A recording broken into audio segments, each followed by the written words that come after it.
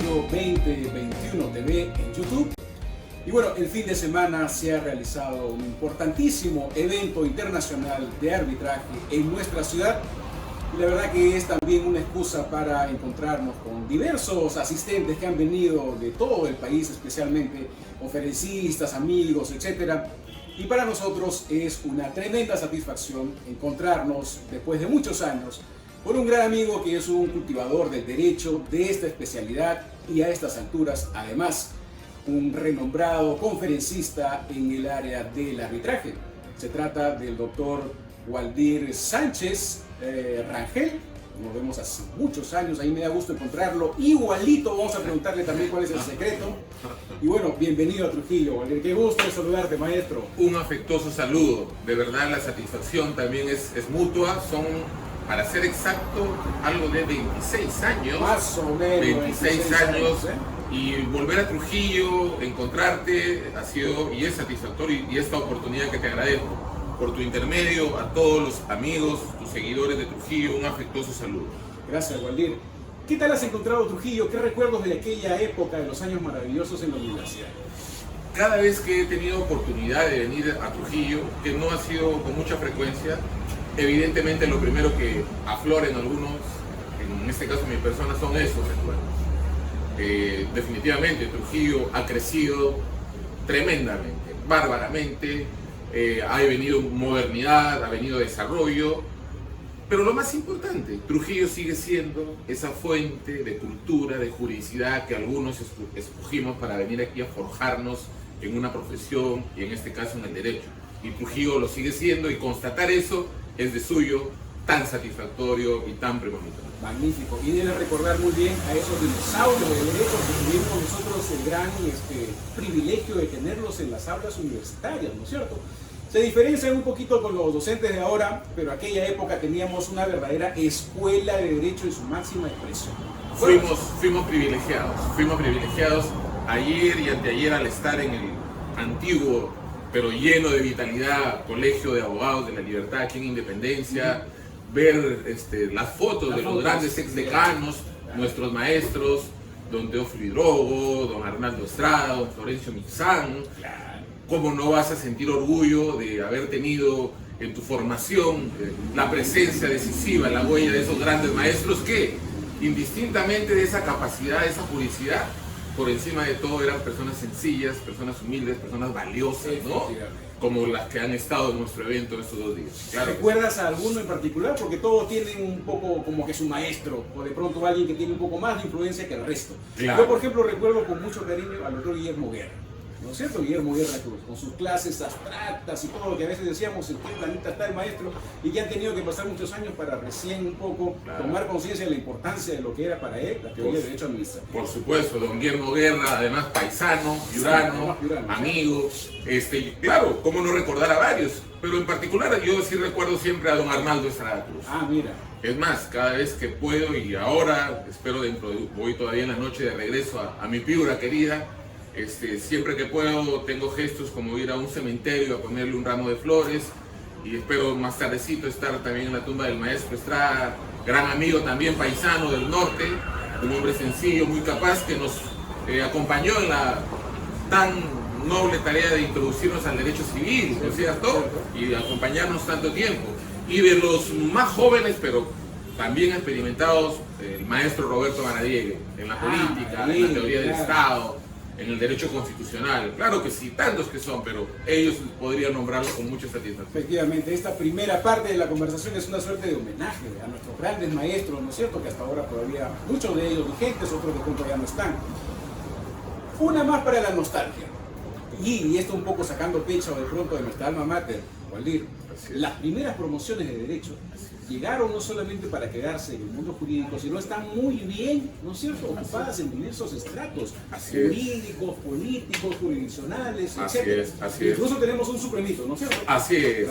Gracias, muy amable. Sí, es muy satisfactorio comprobar que nuestra universidad, la UPAO, ¿no?, la Facultad de Derecho, las primeras promociones, les ha cabido ejercer un liderazgo, una presencia pública, y una presencia en el sector privado con descollo, con bastante protagonismo. Lógico, claro que sí. Hemos tenido gente en el poder, y tenemos gente con presencia en el Poder Judicial, en el Ministerio Público, en el Parlamento de la República. Claro que sí, en el sector privado han descollado notarios y eso es muy satisfactorio porque el éxito de quienes... En el Congreso de la República, claro que sí, en la política. Claro que sí. El éxito de quienes amigos, compañeros fuimos, eso es el éxito de todos, es el éxito de nuestra alma mater y refleja pues esa calidad que con el transcurso de los años se mantiene y creo yo se acrecienta. Tenemos hasta influencer, un gran saludo para nuestro amigo de Piura, Elvis Divino. Oh, claro que sí. Un influencer jurídico en todo el norte de nuestro país.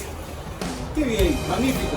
Vamos ahora a hablar, volver un poco sobre el evento. Cuéntame qué novedades se han traído especialmente para el caso del arbitraje en el congreso que ha demorado los 2 días. Así es, ha sido el día jueves y viernes. Como te decía, Trujillo sigue siendo fuente de la juridicidad. Paralelo a este evento, habían habido un encuentro nacional de estudiantes de Derecho, no sé si has tenido conocimiento, donde han tenido la convocatoria de importantes juristas. Pero este evento ha sido el segundo Congreso Internacional de Arbitraje, Contratación Pública y Junta de Resolución de Disputas, que lo ha tenido a cargo la importante institución trujillana, el Centro Internacional de Arbitraje y Resolución de Disputas, que preside don Mario Reyardo Saavedra, un destacado jurista, y que en Trujillo es baluarte, una gran amiga, una distinguida profesional, la doctora Liliana Carolina Cabrera Moncada, que también tiene proyección ya nacional e internacional en materia arbitral y que creo que debe ser una materia de orgullo para los trujillanos. Y bueno, este evento ha congregado pues juristas nacionales e internacionales y la temática ha sido variada. El arbitraje, la junta de disputas se enmarcan dentro de lo que son los llamados medios alternativos de solución de las controversias y que siempre será de suyo muy importante y son materias netamente especializadas y que sobre todo tienen una dinámica y un correlato con un aspecto muy importante que es el desarrollo económico del país, ¿no? El desarrollo de la gran industria, de la economía, de los diversos sectores es donde el arbitraje, la junta de disputas tienen incidencia y principalmente en la contratación pública, ¿no? Que es agente de dinamismo y que debe ser casualmente la que al final y al cabo alcance toda finalidad de una política pública. ¿Cuál es? El desarrollo, la atención de las necesidades. Se ha discutido esos temas y creo que con amplia satisfacción y con amplio dinamismo. Ahora, ya que mencionamos todas estas ventajas introductorias del arbitraje y la importancia especialmente en el desarrollo del sector público, a nadie creo que le queda un buen sabor de boca lo que ocurrió con Odebrecht, ¿no es cierto? Que todavía la institución creo que lo sigue pagando un poco. Así es. Porque creo que quedó un poco deslucida. No sé cuál es tu evaluación, pero creo que muchos comenzaron ya a desconfiar un poco de esa institución. De pronto no necesariamente por la figura jurídica, sino por algunos involucrados. Exactamente. Al final nos mete a todos en el mismo costal. Exactamente. ¿Cierto? Pero ¿cuál es su evaluación un poco de eso? Precisarle a nuestra distinguida audiencia que el arbitraje es una institución antigua. Ayer un conferencista decía, el arbitraje apareció como un mecanismo interprivado entre los comerciantes desde la lejana Grecia. El arbitraje ha tenido un desarrollo histórico y legislativo pues abundante. Aquí en el Perú ha preexistido desde la Constitución de 1978 y más allá aún, y en los viejos códigos civiles y de procedimientos civiles. En el Código Civil de 1940, si mal no recuerdo, 1912, se hablaba de la cláusula compromisoria. O sea, ya había un desarrollo legislativo, pero ¿dónde alcanza esa presencia fuerte? Precisamente cuando se produce ese cambio dinámico, que el Perú pasó a aperturarse a la economía mundial, a la ley, exactamente, en los 90, y fue donde el mismo Estado, en la parte concreta de la contratación pública, dispuso que aquellas controversias que se den en contratación pública sean resueltas por la jurisdicción arbitral. Y lo hizo visionariamente, ¿en qué sentido? De darle una solución técnica rápida y célere frente a la alternativa del Poder Judicial, frente a la alternativa de la incertidumbre, de la demora, de la pasividad. Y el arbitraje en esencia, haciendo eco de lo que ha señalado como este episodio negro, ¿verdad? Pero lo que se ha incurrido ahí es en una indebida generalización, porque en la evaluación, el arbitraje ha sido más positivo, ha coadyuvado, ¿no?, a una solución pronta, célere. Por ejemplo, también en materia internacional, el Perú, ¿no?, que a partir de ser receptor de inversión extranjera se ha visto obligado a litigar en sede internacional en temas arbitrales, tiene un récord exitoso, exitoso. Y en materia nacional, contra ese cliché que se decía que el Estado siempre pierde, tanto la Contraloría General de la República como el Centro de Análisis y Resolución de Conflictos de la Universidad Católica, en cientos de estudios concienzudos de años precedentes, ha demostrado que esa tesis no es tal. El Estado no siempre pierde. Y cuando el Estado pierde, no es más ¿por qué? No por el arbitraje, que en todo caso es un medio que va a viabilizar una solución, sino es por la indebida gestión de la contratación, de la ejecución de las obras públicas y que son a otros actores ajenos a los árbitros. Ahí ha habido una equivocación y que creo que poco a poco se está comprendiendo y se está asimilando en aras de no perjudicar a la institución arbitral. Cuando hablas de que el Estado siempre gana, el contrario censo un poco en materia de arbitraje internacional especialmente, ¿lo hace a partir de árbitros peruanos? Ciertamente, al ser un arbitraje internacional, concurren ahí la participación también de árbitros internacionales, de árbitros extranjeros. Porque ahí sí calificas. Exactamente, pero también peruanos. Ya. Ayer, por ejemplo, en este evento han participado 2 árbitros nacionales de proyección internacional, la doctora Elvira Martínez Coco y el doctor Mario Castillo Freire, que son árbitros indiscutibles de reputado prestigio internacional, y otros más jóvenes aún que destacan llevando la bandera nacional. Entonces, en estos arbitrajes también participan árbitros internacionales. Magnífico. Ahora, no sé si tú, que cultivas mucho más el arbitraje de hace muchos años, Waldir, para mí es una sorpresa. Yo pensé que de repente estabas hace muy pocos años, pero ya tienes buen trabajo, buen tiempo en esta figura. Reconocerás que en nuestro país, por lo menos, todavía sigue siendo un poco exclusivo, acaso sectario para muchos. Entonces, en el contexto de un desarrollo, especialmente económico, que se propaga en el Perú a partir de los 90, ¿tú dirías que todavía no tiene esa amplitud como, por ejemplo, para abarcar a las pequeñas y medianas empresas, que también son un poco el motor de este país? Es una buena observación. Y ayer en un panel una participante hacía esta referencia. Pero de repente lo que falta es más una difusión de esta institución arbitral, de sus ventajas y de sus potencialidades. Porque el arbitraje en el Perú que se hace por antonomasia principalmente es el de contratación pública. Pero arbitraje también hay arbitraje laboral, hay arbitraje comercial, hay arbitrajes privados, hay arbitrajes de consumo. Ayer estaba la representante de Indecopi ahí y decía cómo hay el arbitraje de consumo que está dirigido precisamente a esos sectores micro, pequeños, así es, con, en este caso, costos accesibles, ¿no? Y mira tú, los centros de arbitraje, porque el arbitraje en esencia que hacemos en el Perú es el arbitraje administrado o el arbitraje institucional, es decir, aquel que está a cargo de instituciones soporte, ergo las cámaras de comercio, los colegios profesionales. ¿Las universidades no entran ahí? Sí, pueden hacerlo, pero en todo caso quienes han tenido un rol protagónico y un rol principal y lo tienen aún, son tanto cámaras de comercio como colegios profesionales. Y en la estructura y el manejo del servicio arbitral, por ejemplo, en el tema de costos, ¿no? Hay tablas, hay cuantías, o sea, digamos que en función al costo que una controversia implique, ¿no? Si este costo obviamente es un tanto mayor, un tanto de magnitud, pues habrá en equivalencia la necesidad de asumir unos gastos de similar magnitud, pero en tanto en cuanto sean situaciones de menor cuantía, de puro derecho, los costos que se deban asumir no son tampoco extraordinarios o exorbitantes. Valga decir, ¿qué decimos? Si el arbitraje es asequible, si es solo que tienen que conocerlo las partes, hay que invitar a quien mañana va a hacer un contrato de arrendamiento, hay que invitar a quien mañana va a hacer un contrato de mutuo, hay que invitar a alguien que va a realizar un acto jurídico, digamos, de magnitud mínima, a que incorpore la cláusula arbitral como alternativa al Poder Judicial. Es célere, es efectiva y también es accesible. Yo lo creo y lo defiendo. Magnífico, una palabra clave entonces, no solamente para los colegios profesionales, sino también para las universidades, que creo que se están quedando un poquito aquí en el desarrollo y difusión de esta figura. Yo me imagino, Waldir, que a estas alturas de pronto muchos muchachos, muchos jóvenes egresados o hasta estudiantes que no han tenido la oportunidad de pronto de estar en un evento de esta naturaleza o de repente tienen muy pocos alcances de la figura del arbitraje, ¿qué le recomendarías un poco ya para su ejercicio profesional? ¿Por qué sería para ellos tan importante y competente dedicarse al arbitraje y ser eventualmente un árbitro en nuestro país? En la creencia popular y desde nuestros tiempos universitarios, y ahora con mayor razón se dice, hay muchos abogados, demasiados abogados.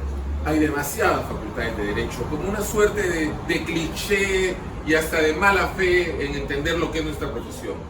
Lo que es cierto, y ayer había una grata presencia significativa de jóvenes estudiantes, y yo al empezar mi intervención les hacía remembranza de lo que fueron esas grandes figuras que hemos hablado del derecho, y les decía que tienen ellos el deber y la obligación de ser unos dignos herederos de ellos, ¿verdad?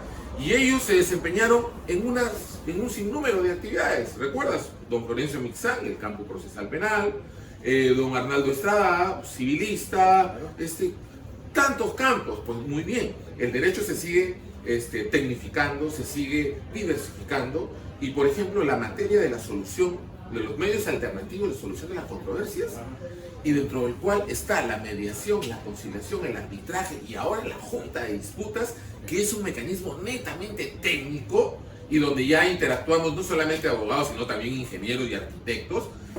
¿Qué significa eso? Que hay campo de actuación, que hay campo, o sea, para no que... las áreas clásicas, ¿no es cierto? Civil, penal, constitucional, que también están un poco saturadas hasta ahora, ¿no es cierto? Así es, claro. O sea, hay una suerte de mercado cautivo para que las nuevas generaciones de abogados puedan identificar en estos espacios aquel medio de satisfacción, de realización personal, porque están contribuyendo a la solución de controversias desde una posición, digamos, distinta a la tradicional, y también, ¿por qué no?, están generando la posibilidad de ver satisfecho con amplitud, a partir de su ejercicio honesto, responsable, lo que es una estabilidad, una tranquilidad material económica. Magnífico. ¿Qué requisitos tendrían que tener los muchachos ahora, o más o menos para que hagan currículum, para que sean árbitros? Evidentemente, la especialización. La especialización. Evidentemente, claro que sí.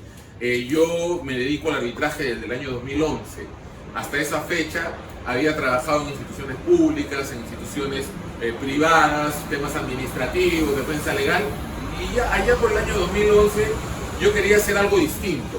Quería litigar, por ejemplo, nuestra formación, ¿no? Quería hacer docencia, y recuerdo allá por el 2011 una amiga en Piura, la doctora Kelly Morillas, que le envío un cordial saludo, me dijo: arbitraje. Imagínate, si hasta ahora aún hay una suerte de desconocimiento, en ese tiempo era mayor. Y empecé a estudiar, y desde aquel momento empecé a viajar a Lima, que es el centro, entre comillas, sigue siendo, pero creo que ciudades como Trujillo, regiones como La Libertad, como Arequipa, como Piura, están emergiendo ya en el nivel competitivo académico, pero viajaba a los congresos de arbitraje de la Pontificia Universidad Católica. De gran nivel. Claro que sí, del Instituto Peruano de Arbitraje, la Cámara de Comercio de Lima. Entonces, he tenido la suerte inclusive de estar en eventos internacionales. Con mucho esfuerzo asistí a un evento de la CCI en Costa Rica, San José de Costa Rica, congresos espectaculares. Estuve en la Cámara de Comercio de Sao Paulo, en Brasil. Entonces, digamos que a los jóvenes, si hay algo que decirles, es: tiendan y propendan la especialización y hagan los esfuerzos que tengan que hacer. Y entonces tengan otra visión de las cosas. Ahora ya nada de cosas superfluas o materiales. Tengo un sobrino que ha terminado su carrera de economía en la Universidad de Piura. Y le digo: sobrino, para todo hay tiempo. Tú eres joven, eres vehemente, puedes tener, es deportista. Tiempo para deporte hay. Tiempo para las relaciones interpersonales hay. Pero sobrino, el tiempo del conocimiento es permanente. El tiempo de seguir capacitándose es permanente. Haz esos esfuerzos, no ceses nunca en eso. ¿Por qué? Porque si te vas a dedicar a una sola actividad, ahí sí estamos en error, ¿no? Entonces hay que decirle eso a los futuros abogados, que sigan aprovechando a Trujillo, sede, eventos de fuste, la capacitación, y por supuesto algo también muy importante, la interrelación personal, ¿no es cierto? Es decir, generar una red de contactos, generar una red de personas con las que interactúas, para que de ahí se generen esas oportunidades. Magnífico, magnífico. Es un gran aporte que nos da nuestro querido amigo, el doctor Gabriel Sánchez. Ahora, no solamente la formación y la especialidad, sino también la trayectoria, ¿no es cierto? Por eso los grandes árbitros son firmas. Así es, ¿no? claro si que tuvieras sí. trayectoria, digamos, zigzagueante o incluso deshonesta, dedícate a otra cosa. Eso pero no es, es la regla. eso es verdad, sí. Reside precisamente en la confiabilidad. Y en cualquier aspecto de la vida hay que tener un ejercicio conforme a ética, a principios, a valores, ¿verdad? Porque el día que se trastoquen esos, pues definitivamente estamos por un camino errado, por un camino equivocado, y eso no debe ser. Y eso no lo consigues con un certificadito, ni con un grado o un título, ¿eh? Importante. Sí, es cierto. Ahora, Waldir, tú me decías previo a esto que en el Congreso un poco que se está gestando, ¿no es cierto? Una suerte, entre comillas, de amenaza para esta figura. ¿Cómo así? A ver, cuéntame, por favor. Bueno, es que a raíz de los acontecimientos dados en los últimos años, donde han habido, entre comillas, una suerte de escándalos que han involucrado a la institución arbitral, han surgido de manera legítima, porque eso es cierto, ¿no? Un legislador tiene todo el derecho de presentar un proyecto de ley, pretender la regulación de una problemática, es legítimo y es válido. Pero también que es, ya entrando a un análisis concienzudo, hay que ver pues si las propuestas que se hacen tienen un eco, un asidero en la realidad y se justifican, ¿no es cierto? Hoy, por ejemplo, hay una propuesta de que el tema judicial vuelva a estar en la palestra como opción o como alternativa al arbitraje, ¿no? ¿Restarle jurisdicción? Digamos, en todo caso, darle el derecho y la posibilidad a los actores en una relación contractual, sean privados o sea privado con el Estado, a que puedan también acudir al Poder Judicial trasladando una controversia. Y esa sola posibilidad sí es dañina. Sí es dañina. ¿Por qué? Porque si la carga procesal hace un tiempo era aquí, pues, y lo comprobamos, ¿no? La reforma procesal penal, la reforma procesal laboral que introdujo en su momento como gran aporte la oralidad, en la práctica vemos cómo la carga procesal sigue siendo un problema que dilata una pronta solución de justicia. Y la materia arbitral, que es técnica, que también supone una discusión o una actuación de medios probatorios, definitivamente sería totalmente inviable que pueda, si tan siquiera dejarse abierta la posibilidad del ejercicio de la opción judicial para resolver estos casos. En todo caso, ¿quiénes lo harían? Aquellos que no litigan de buena fe, aquellos que les conviene dilatar la solución de una controversia. Pero generar esa posibilidad es muy peligroso porque va a suponer una extracarga al Poder Judicial y va a suponer, vamos, una minusvalorización del arbitraje, ¿no? Totalmente, o sea, esas propuestas que se han puesto en tapete, digamos que son peligrosas y son dañinas y están siendo ya objeto de análisis concienzudo en el ambiente académico, y hay un consenso en determinarlas como no convenientes para que esta institución, que ha sido, como reitero, en un balance más positiva, no pueda verse dañada o afectada. Me ha picado la curiosidad. ¿Quién es ese congresista, o en todo caso a qué partido pertenece? ¿Es del lapicito? ¿De qué área? Bueno, hay unos proyectos de ley que han sido postulados por el gobierno, por el Poder Ejecutivo, que tú sabes que tienen iniciativa legislativa. Reitero, son legítimas esas propuestas y sobre todo que acogen un momento de una problemática, pero corresponde al Congreso de la República hacer el filtro, ¿verdad? Y ciertamente creo que es público, ¿no? Las tendencias en el Congreso de la República actual y los precedentes y los de los últimos 20 años es en general haber resaltado ese cambio constitucional que hubo hace 20 y tantos años y que en esencia dio importancia a la iniciativa privada, a la economía de mercado, ¿verdad? Que fue receptora a la inversión nacional y extranjera, y creo que esa sensación se mantiene, que por cierto recoge las inquietudes, que puede en su caso afinar, ¿no? Pero lo que no puede es distorsionar o cambiar o afectar una institución que, reitero, tanto al interno como al externo del país es altamente conveniente en aras de seguir asegurando esa inversión que trae puestos de trabajo y que trae también recursos para el Estado, que en esencia le permite cumplir lo que es la finalidad pública, ¿no? La satisfacción de las necesidades de sus conciudadanos. Hay un riesgo entonces que se desnaturalice esta figura. Afortunadamente, menos mal que me dices que ya están cuestionando cualquier posibilidad de que eso ocurra, ¿no es cierto? Desde la academia ya le están... y en tanto el análisis legislativo, tú sabes que el análisis legislativo es netamente técnico, ¿verdad?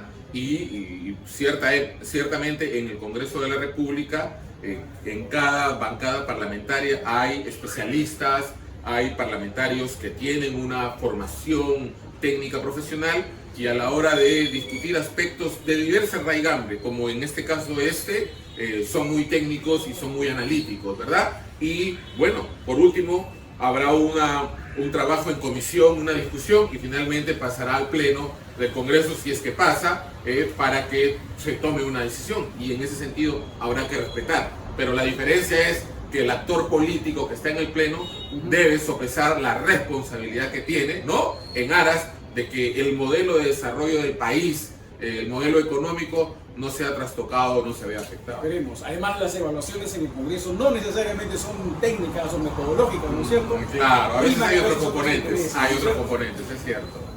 Ya que has mencionado la parte política, todavía nos quedan algunos minutos de debatir. ¿Cómo estás viendo esta situación? ¿Okay? Yo sé que tú eras asesor, has trabajado en el Congreso, has estado muy cercano a la política desde los años de la universidad. Cierto.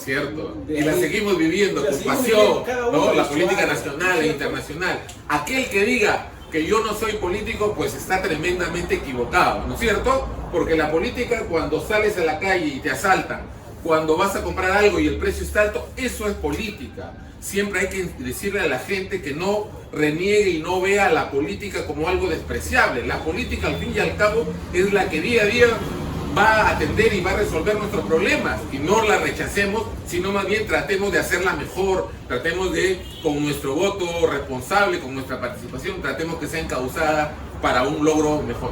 Y para dar una muestra de que nuestro invitado además desayuna política, pero política, el análisis por lo menos, está mencionándonos un magnífico libro de Los Santos, es el español. Cierto, Federico Jiménez Los Santos, una gran obra.